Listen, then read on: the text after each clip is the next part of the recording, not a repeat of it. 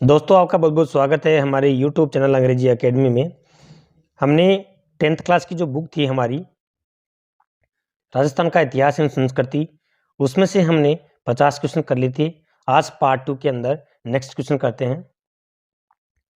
कातरिया नामक आभूषण महिलाओं द्वारा पहना जाता है। कातरिया जो है वो हाथ में पहना जाता है। ओके, नेक्स्ट आता है आपका पीपल पत्रा और अंगोठिया नामक आभूषण स्त्री द्वारा कहाँ पहना जाता है? तो कानों के अंदर।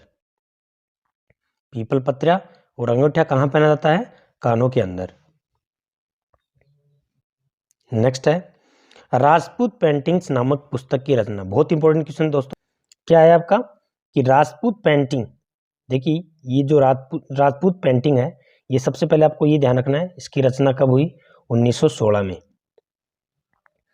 तो इस पुस्तक की रचना है वो किसके द्वारा की गई? आनंद कुमार स्वामी के द्वारा। नेक्स्ट आता है प्रसिद्ध ग्रंथ इंडियन पेंटिंग्स। इंडियन पेंटिंग्स बोल दीजिए या फिर राजपूत पेंटिंग बोल दीजिए। इसके लेखक कौन है? W.H. ब्राउन। इसके लेखक कौन है? W.H. ब्राउन। नेक्स्ट आता है आपका निम्नलिखित में से किस दुर्ग को यूनेस्को की वर्ल्ड हेरिटेज साइट की सूची में शामिल नहीं किया गया? देखिए जो वर्ल्ड हेरिटेज साइट है उसमें 6 जो दुर्ग थे हमारे, 6 दुर्गों को शामिल किया गया। अब 6 दुर्ग कौन कौन से हैं? आमेर महल, चित्तौड़गढ़, गागरोन, रणथंभौर, जैसलमेर, कुंभलगढ़। ये सारे क्या हैं? इनको वर्ल्ड हेरिटेज साइट की सूची में शामिल किया गया है। और मेहरानगढ़ है वो नहीं है इसमें। नेक्स्ट है कौन सा युग सुमेलित नहीं है? तो चेतराम की हवेली सीकर में, बागोर की उदयपुर में, नाटानियों की हवेली टोंक में नहीं है, ये जयपुर में है। ठीक है, तो यही आपका बेमेल हो जाएगा। रामनिवास गोयन का चूरू। हवेली वाला क्वेश्चन नहीं, इंपॉर्टेंट है, ध्यान रखना है। नेक्स्ट आता है आपका निम्नलिखित में से किस विद्वान ने लोक गीतों को संस्कृति का सुखद संदेश, वेरी वेरी इंपॉर्टेंट है, लोक गीतों को संस्कृति का सुखद संदेश किसने बताया? तो सुखद संदेश रविंद्रनाथ टैगोर ने बताया। महात्मा गांधी ने क्या बताया ये भी देखिए, लोकगीत जनता की परिभाषा, लौकिक ही संस्कृति के पहरेदार, ये किसने कहा था? महात्मा गांधी ने कहा था। तो ये वाला स्टेटमेंट भी आपको ध्यान में रखना है। टैगोर ने सुखद संदेश, लोकगीतों को संस्कृति का सुखद संदेश, और महात्मा गांधी ने लोकगीत ही जनता की परिभाषा और लौकिक ही संस्कृति के पहरेदार, ये कहा था महात्मा गांधी ने। किस प्रसिद्ध मांड गायिका को कला के क्षेत्र में योगदान के लिए 1982 में पद्मश्री, कौन सी? अल्लाह जिल्लाबाई। अब प्रश्न ये भी पूछ सकते हैं कि अल्लाह जिल्लाबाई जो एक प्रसिद्ध मांड गायिका है, उसको कला के क्षेत्र में पद्मश्री कब नवाजा गया? तो 1982 में। क्वेश्चन को कैसे भी घुमा फिरा के आपसे पूछ सकते हैं। नेक्स्ट आता है आपका हेला ख्याल किस क्षेत्र से संबंधित है? तो हेला ख्याल है वो दौसा, सवाईमाधोपुर, इस क्षेत्र से संबंधित है। नेक्स्ट आता है आपका राजस्थान की परिभाषा के लिए राजस्थानी शब्द का प्रयोग सर्वप्रथम किसके द्वारा किया गया? जॉर्ज अब्राहम गियर्सन के द्वारा। किसके द्वारा? जॉर्ज अब्राहम गियर्सन के द्वारा। ये वैसे सिंपल क्वेश्चन है लेकिन ये बहुत बार पूछा गया है ये क्वेश्चन। संत जम्बोजी ने 1536 में अपना नश्वर शरीर कहां पर त्यागा था? देखिए संत जम्बोजी, इसके बारे में मैं आपको 2 बात बताता हूं। एक तो आपको ये ध्यान रखना है कि संत जम्बोजी है वो क्या है? लालसर जो है ना, लालसर, वहां तो इन्होंने शरीर त्यागा था। जो मुकाम है, मुकाम, ठीक है, यहाँ पे इनका क्या है? विश्नोई संप्रदाय का 2 बार मेला भरता है मुकाम पे। ठीक है, मुकाम की तालवा जगह जो है ना, वहां पर तालवा कहाँ? मुकाम में है। तो आपको ये ध्यान रखना कि जम्बोजी है वो विश्नोई संप्रदाय से दूसरा क्या आता है, विष्णु संप्रदाय का मेला कहाँ लगता है, मुकाम में। विष्णु संप्रदाय के संत जम्बो जी, उनका नस्वर शरीर जो है वो कहाँ त्यागा गया, लालासर में। ठीक है। नेक्स्ट आता आपका, संत जसनाथ जी के बारे में कौन सा कथन है सत्य है। तो हमीर जी जानी जाट और रूपादे के पुत्र थे, ये बिल्कुल सही है। नेक्स्ट, जसनाथ जी लोह पांगल नामक पत्रिका नामक तांत्रिक का घमंड चकनाचूर किया था। लोह पांगल, ये भी आपको ध्यान रखना है इसका नाम। जम्बो जी के समकालीन थे। जसनाथ जी किसके समकालीन थे, जम्बो जी के। ये बात भी आपको विशेष नोट करके रखनी है। जम्बो जी किसके समकालीन थे, जसनाथ जी के। जसनाथ जी, तो ये तो आपको कॉम्बिनेशन ध्यान में रखना है। चमत्कारों से प्रभावित होकर दिल्ली के सुल्तान इब्राहिम लोदी, इनको कतरियासर के पास भूमि दी। कतरियासर कहाँ है, बीकानेर में। तो यहाँ पे इब्राहिम लोदी ने नहीं दी थी। ठीक है दोस्तों, किसने दी थी, सिकंदर लोदी ने। सिंबुदड़ा, कोंडा, ये इनके उपदेश हैं। ठीक है, किसके, जसनाथ जी के। तो ये बात आपको ध्यान रखना है, यहाँ पे ये इब्राहिम लोदी न होकर के और कौन सा है, सिकंदर लोदी है। ये भी आपको ध्यान में रखना कि बीकानेर की कातरियासर के पास में जसनाथ जी को भूमि किसने दी, तो सिकंदर लोदी ने। ठीक है, ये इंपॉर्टेंट है। नेक्स्ट आता आपका, गरीबदास, मिस्किनदास, सुंदरदास, बखना जी और रजब जी, माधवदास जी किस संत के शिष्य थे, संत दयादू दयाल के शिष्य थे। ठीक है, और दादू दयाल का जो प्रधान पीठ है वो कहाँ है, नारायणा जयपुर में। नेक्स्ट आता है, फूलडोल महोत्सव का संबंध किस संप्रदाय से है। फूलडोल महोत्सव का संबंध रामस्नेही संप्रदाय से है। ठीक है, रामस्नेही संप्रदाय की 4 शाखाएं हैं, ये भी आपको ध्यान रखना है। तो रामस्नेही संप्रदाय फूलडोल महोत्सव से संबंधित है। निम्नलिखित में से किसे राजस्थान की दूसरी मीरा के नाम से जाना जाता है। तो यहाँ पे संत जो राणाबाई है, ठीक है, ये जो नागौर है, नागौर के पास में जो डेगाना है, डेगाना के पास में आप इधर जाओगे तो क्या है, संत राणाबाई का स्थान है, हरनावा जिसको अपन बोलेंगे। ठीक है, और ये एक ध्यान रखना, चतुरदास जी की शिष्या थी ये। किसकी शिष्या थी, चतुरदास जी की शिष्या। इनको राजस्थान की दूसरी मीरा के नाम से जाना जाता है। पहली मीरा तो आप जानते हो। ठीक है, दूसरी मीरा क्या है, संत राणाबाई। दांतों में सोने की परत की खोल बनाकर चढ़ाई जाती है, उसे क्या कहा जाता है। तो देखिए यहाँ आपके आता है इसका आंसर, रखन आता है। दांतों का जो सोने का जो खोल बनाया जाता है ना, परत बनाई जाती है, उसको रखन कहते हैं। बाकी चोंप भी दांतों में ही पहनी जाती है। बारी है, बारी वो नाक में, और दामना है वो अंगूठी में। ठीक है, नेक्स्ट आता है आपका, नेवरी नामक आभूषण स्त्रियां कहाँ धारण करती हैं। तो नेवरी है वो पैर में, कहाँ पे, पैर में पहना जाता है। नेक्स्ट आता है आपका, पोथ, हाकर, सरी, बजटी, चंपकली नामक आभूषण महिलाएं कहाँ धारण करती हैं। तो ये कहाँ धारण करती हैं, गले में। राजस्थान का कौन सा स्थान चांदी के आभूषणों में तारकसी के लिए प्रसिद्ध है। तो यहाँ पे आपका क्या आता है, नाथद्वारा।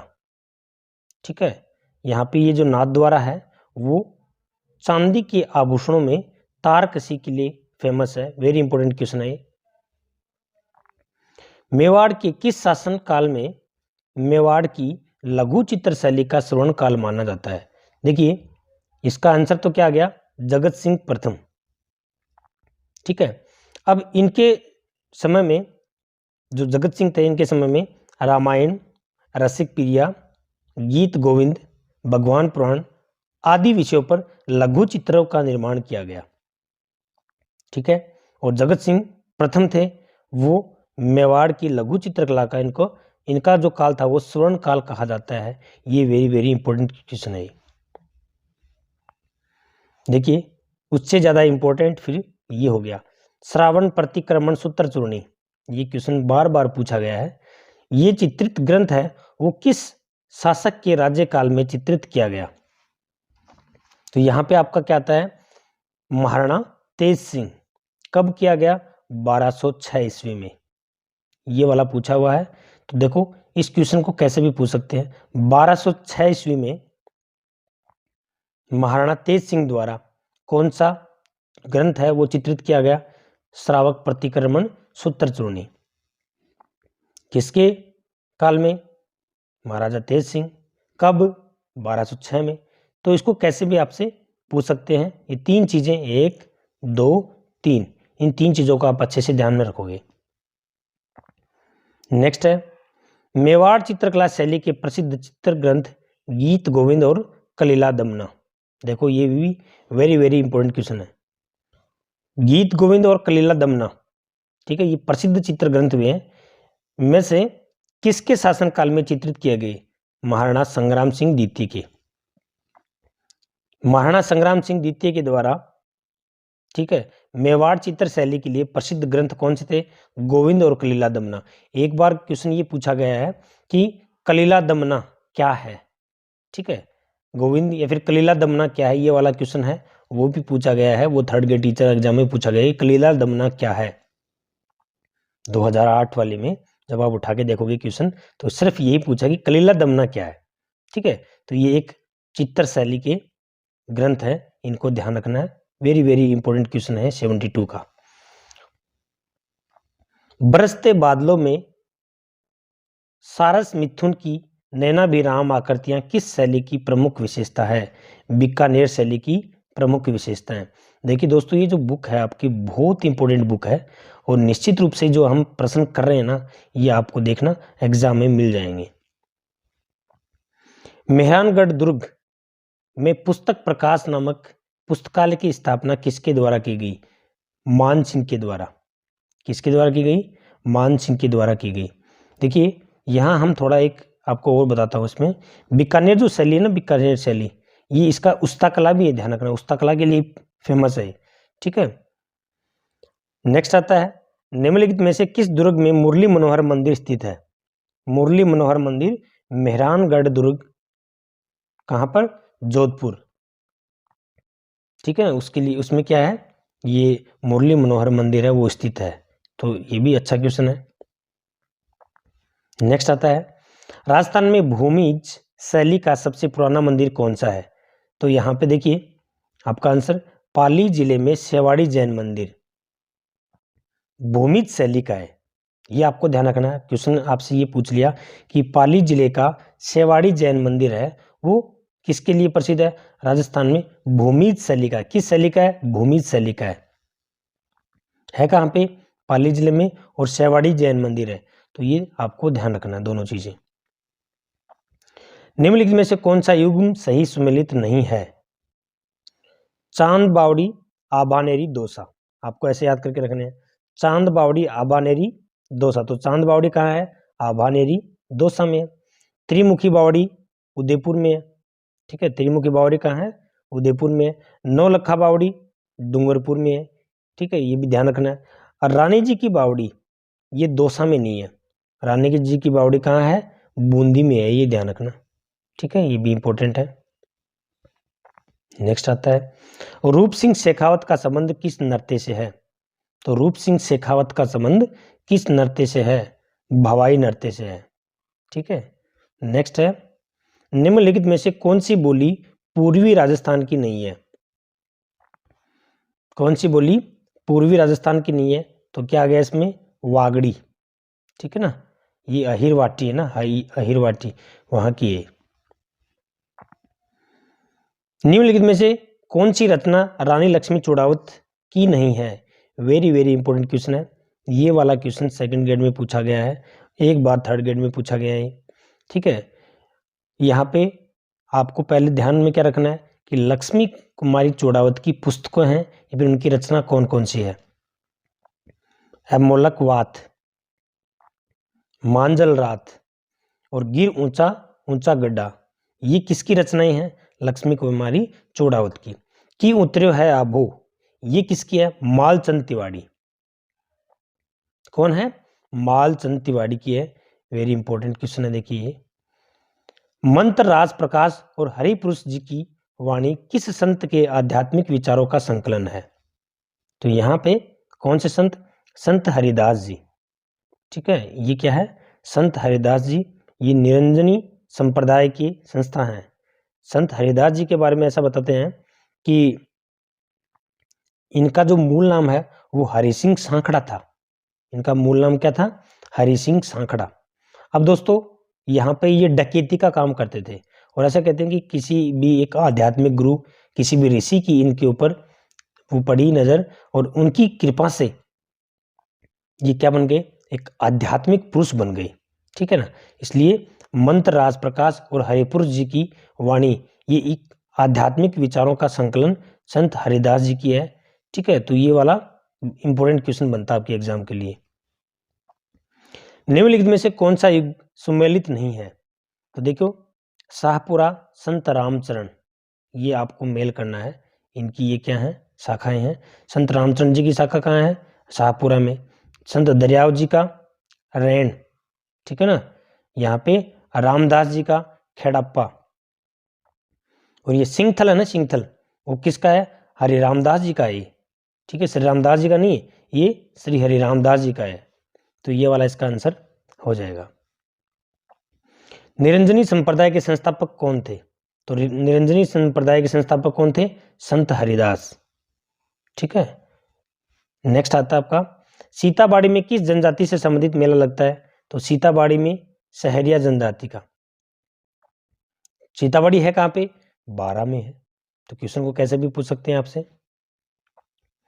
85 का निम्नलिखित में से किसने बनी ठनी पेंटिंग को भारत की मोनालिसा कहा है? एरिक डिक्सन ने। किसने कहा है? एरिक डिक्सन ने। और ये जो बनी ठनी है ना, इसके ऊपर 1973 में भारत सरकार द्वारा डाक टिकट जारी किया गया। तो आपको ये भी ध्यान में रखना है, डाक टिकट कब जारी किया गया? 1973 में। ठीक है, तो ये वाला वेरी इंपॉर्टेंट क्वेश्चन है। नेक्स्ट है नानक राम सीताराम सूरध्वज मूलराज चित्रकार किस शैली से संबंधित हैं? तो देखिए ये किशनगढ़ शैली के चित्रकार हैं। आपको ये भी ध्यान रखना है कि किशनगढ़ शैली के प्रमुख चित्रकार कौन कौन हैं, अच्छे से याद करके रखना है। नानक राम सीताराम सूरध्वज मूलराज, ये किस चित्र शैली के? किशनगढ़ चित्र शैली के। नेक्स्ट आता है जयपुर के किस महाराजा के काल में राजस्थान स्कूल ऑफ आर्ट्स की स्थापना की गई? तो कब की गई? 1857 के आसपास। स्वाई राम सिंह के द्वारा। किसके द्वारा? स्वाई राम सिंह के द्वारा। और राजस्थान स्कूल ऑफ आर्ट्स है कहां पे? जयपुर में। नेक्स्ट है जयपुर के किस शासक ने 36 कारखानों की स्थापना की? देखिए वैसे तो स्वाई जयसिंह प्रथम ने की थी, ठीक है, और इसके अंदर सूरत खाना ज्यादा प्रसिद्ध है।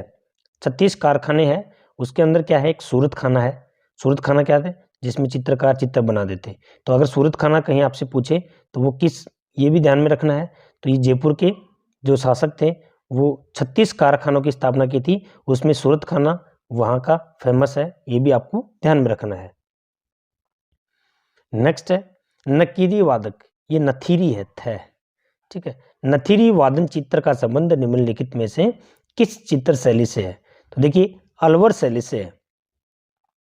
अब इसमें आपको मैं बताता हूं कि अलवर चित्र शैली में स्पेशली जो वैश्य हैं उनका चित्र है, पुरुष हैं उनको आम की आकृति का, ठीक है, आम की आकृति का दिखाया गया है। और वेरी इंपॉर्टेंट बात यह है कि इसका जो शासक था उस समय अलवर का, ठीक है, वहां पे क्या था कि वहां का शासक मंगल सिंह था, ठीक है, और मूलचंद उदयराम, ये दो प्रमुख चित्रकार थे। अगर आपसे क्वेश्चन पूछे कि मूलचंद और उदयराम कहाँ के प्रसिद्ध चित्रकार थे, तो अलवर शैली, ठीक है, कौन सी शैली के प्रमुख चित्रकार थे? अलवर शैली के। नथीरी वादन चित्र कहाँ के प्रसिद्ध थे? अलवर शैली के, ये भी आपको ध्यान रखना। तो मंगल सिंह जो वहां का शासक था उस समय मूलचंद और उदयराम दोनों, और ये हाथी दांत के ऊपर सूक्ष्म चित्रण किया करते थे, ये आपको ध्यान में रखना है। हाथी दांत के ऊपर सूक्ष्म चित्रण करने वाले कौन थे? मूलचंद उदयराम। और ये किसके शासनकाल में? मंगल सिंह के शासनकाल में। तो ये दो चार बात आपको अच्छे से ध्यान में रखनी है। नेक्स्ट आपका आता है निम्नलिखित में से किस दुर्ग में दादी माँ का महल स्थित है? तो देखिए दादी माँ का महल है वो लोहागढ़ दुर्ग भरतपुर, ठीक है, वहां पर स्थित है। राजस्थान में सोने चांदी की हवेली कहाँ स्थित है? देखिए सोने चांदी मानेसर झुंझुनू में है। श्री माधोपुर सीकर में पंसारी की हवेली, ठीक है। नेक्स्ट आता है लक्ष्मणगढ़ सीकर में चार चौक की हवेली। फिर उसके बाद में नवलगढ़ है, उसमें रूपनिवास या पोदार की हवेली। ये हवेलियां फेमस हैं। बाकी सोने चांदी की हवेली कहाँ है? मानेसर झुंझुनू में। रघुनाथ रूपक के लेखक कौन है? रघुनाथ रूपक के लेखक मनसाराम है, ठीक है। कौन है? मनसाराम सेवद। नेक्स्ट आता है आपका निम्नलिखित में से कौन सी ढूंढाड़ी की उपबोली नहीं है? ढूंढाड़ी की उपबोली नहीं है, तो इसका क्या आ गया? अहीरवाटी आ गया। इसका आंसर क्या आया? अहीरवाटी। जॉर्ज गियर्सन ने जो बोलियां हैं उनको 5 भागों में बांटा है। राजस्थान की जो बोली है ना, उनको 5 भागों में बांटा है। कुवल्ले माला जो है उसमें 18 देशी भाषाओं का उल्लेख है, ये भी ध्यान में रखना है। नेक्स्ट आता है आपका रागड़ी व निमाड़ी किस बोली की उपबोलियां हैं? किस बोली की उपबोलियां हैं? तो ये आता है आपका मालवी आता है। राजस्थान साहित्य अकादमी की प्रमुख पत्रिका, देखिए हमने पहले भी डिस्कस किया था, राजस्थान साहित्य अकादमी की प्रमुख पत्रिका क्या है? मधुमती है। काफी बार पूछा गया प्रश्न है। अब इसके अंदर एक चीज आपको और ध्यान रखनी है, जैसे कि राजस्थान साहित्य अकादमी है उसकी तो मधुमती है, लेकिन राजस्थानी भाषा साहित्य संस्कृत अकादमी, ठीक है, उसकी कौन सी है? जागती ज्योत। जागती ज्योत नामक पत्रिका है, वो कौन सी संस्था? राजस्थान भाषा साहित्य संस्कृत अकादमी। मधुमती राजस्थान साहित्य अकादमी। प्रश्न को कैसे भी पूछ सकते हैं। निम्नलिखित में से कौन सा पर्यटन स्थल अजमेर में स्थित नहीं है? तो कौन सा पर्यटन स्थल नहीं है? देखिए यहाँ पे ये आपका क्या आता है? 2.5 दिन का झोपड़ा, बिल्कुल ठीक है, अजमेर में ही है। दूसरा सोनू जी की नसियां, अजमेर में है। सावित्री मंदिर अजमेर में है। अब्दुल्ला पीर की मजार है, वो कहाँ पर है? बांसवाड़ा में है। ये ध्यान रखना, कहाँ पर है? बांसवाड़ा में। अन्ना सागर झील के निकट दौलत बाग का निर्माण किसके द्वारा कराया गया? अन्ना सागर झील के निकट दौलत बाग का निर्माण जहांगीर के द्वारा कराया गया, ठीक है। नेक्स्ट आता है आपका बारां जिले में स्थित भंड देवरा मंदिर किसको समर्पित है? ये प्रश्न क्या आया था? देखिए अभी जो एग्जाम हुई थी रीट, उसमें थोड़े दिन पहले उसमें ये पूछा कि भंड देवरा कहाँ स्थित है? बारां में है। भंड देवरा कहाँ स्थित है? बारां में। दूसरा जो बारां में भंड देवरा स्थित है वो किसको समर्पित है? तो इसमें क्या आएगा आपका? भगवान शिव को समर्पित है। काफी बार आपसे ये घुमा फिरा के क्वेश्चन पूछते हैं, ठीक है। इसको राजस्थान का मिनी खजुराहो भी कहा जाता है, ठीक है। आपको कमेंट में मुझे बताना कि राजस्थान का खजुराहो किसे कहते हैं। ये तो क्या हो गया? राजस्थान का मिनी खजुराहो, भंड देवरा, बारां, और किसको समर्पित? भगवान शिव को, ठीक है। नेक्स्ट आता आपका प्रमुख पर्यटन स्थल से जसवंत थड़ा का निर्माता कौन था? तो जसवंत थड़ा का निर्माता सरदार सिंह। नेक्स्ट है निम्नलिखित में से कौन सा युग सही सुमेलित है? माचिया सफारी उद्यान, देखिए माचिया सफारी कहाँ है? जैसलमेर में न होकर जोधपुर में है। मेहंदीपुर बालाजी मंदिर करौली में न होकर दौसा में है। अभेड़ा महल कोटा, ठीक है, यही सहेलियों की बाड़ी अजमेर में न होकर उदयपुर में है, ठीक है दोस्तों। इस तरह से आपको याद करके रखना है। बाकी क्वेश्चंस हम नेक्स्ट सेक्शन में करेंगे। Thanks for watching.